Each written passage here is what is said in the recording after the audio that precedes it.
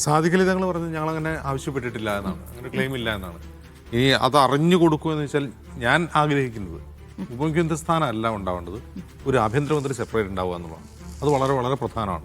കാരണം കഴിഞ്ഞ രണ്ട് സർക്കാരിൽ നമ്മൾ പഠിക്കേണ്ട കാര്യം മുഖ്യമന്ത്രി ആഭ്യന്തര വകുപ്പ് കൈകാര്യം ചെയ്യുമ്പോൾ ഉണ്ടാകുന്ന പരാജയമാണ്. അത് മുഖ്യമന്ത്രി പിണറായി വിജയൻ്റെ കൃത്യാന്തര ബാഹുല്യം കൊണ്ട് സംഭവിച്ചതാണെന്ന് ഞാൻ വിചാരിക്കുന്നില്ല. പക്ഷേ ഒരു ആഭ്യന്തര വകുപ്പിന് വേണ്ടി പ്രത്യേക മന്ത്രി ഉണ്ടാകുമ്പോൾ ഒരു ഗുണം എന്താണെന്ന് വെച്ചാൽ മുഖ്യമന്ത്രി എന്ന് പറഞ്ഞാൽ ടോട്ടൽ ക്യാബിനറ്റിൻ്റെ തലവൻ എന്ന നിലയ്ക്ക് എല്ലാ വകുപ്പുകളിലും അദ്ദേഹത്തിന് നിരീക്ഷണം ഉണ്ടാവണം. അതുകൊണ്ട് ആഭ്യന്തര വകുപ്പ് എന്ത് ചെയ്യുന്നു, തീരെ ഇഗ്നോർ ചെയ്യപ്പെട്ടു എന്നുള്ളൊരു പ്രശ്നമുണ്ട്. അത് ഇവിടെ ഉണ്ടാവരുത്. ആഭ്യന്തര വകുപ്പിന് മന്ത്രി ഉണ്ടാവുക, അത് ശക്തനായ ഒരു മന്ത്രിയായിരിക്കുക, ആഭ്യന്തര വകുപ്പിലെ പ്രശ്നങ്ങൾ പരിഹരിക്കുക എന്നുള്ളത് കേരളത്തിൻ്റെ ഭാവിയെ സംബന്ധിച്ച് നിർണായകമാണ്. അതിൻ്റെ കാരണം ഈ കഴിഞ്ഞ 10 വർഷത്തിനുണ്ടായ ഏറ്റവും വലിയ പൊളിറ്റിക്കൽ വിവാദം എന്താണ്? തൃശ്ശൂർ പൂരം കലക്കി എന്നുള്ളതാണ്. തൃശ്ശൂർ പൂരം കലക്കിയത് ആര് എന്ന ചോദ്യത്തിന് ഇന്ന് മലയാളികളുടെ മുമ്പിലുള്ള ഉത്തരം എന്താണ്? അതൊരു ADGP ആണെന്നാണ്. ഒരു സിവിൽ പോലീസ് ഓഫീസർ എന്നല്ല, ഒരു ADGP കലക്കി എന്നാണ് ആരോപണം. ആരോപണം ഇനിയും തെളിയിക്കപ്പെടുകയോ നിഷേധിക്കപ്പെടുകയോ ചെയ്തിട്ടില്ല. അണ്ടർ ഇൻവെസ്റ്റിഗേഷൻ ആണ് ആ വിഷയം.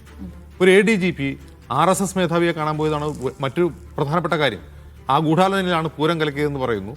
ആ ADGP കോഴിക്കോട്ട് ഒരു വ്യാപാരിയുടെ തിരോധാനത്തിൽ കാരണക്കാരനാണെന്ന് ഒരു MLA ആരോപിച്ച് അദ്ദേഹം MLA സ്ഥാനം രാജിവെക്കുന്നു.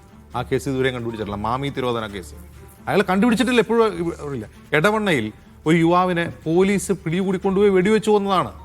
തോക്കും അയാളുടെ മൊബൈൽ ഫോണും പുഴയിലെറിഞ്ഞതാണ് എന്നൊരു MLA ആരോപിച്ചതാണ്. ആ കേസ് ഇതുവരെ എന്താണെന്ന് അറിയില്ല.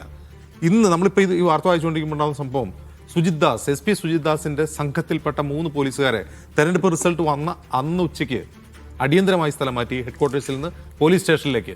നമ്മൾ കാണുന്നു G ലക്ഷ്മൺ, മോൺസൺ മാവുങ്കൽ കേസിലെ G ലക്ഷ്മണിനെ ADGP നിയമിച്ച വാർത്തയും നമ്മൾ അയാൾ ADGP അല്ലേ, ADGP നിയമിച്ച വാർത്ത നമ്മൾ ഇന്ന് വായിച്ചു.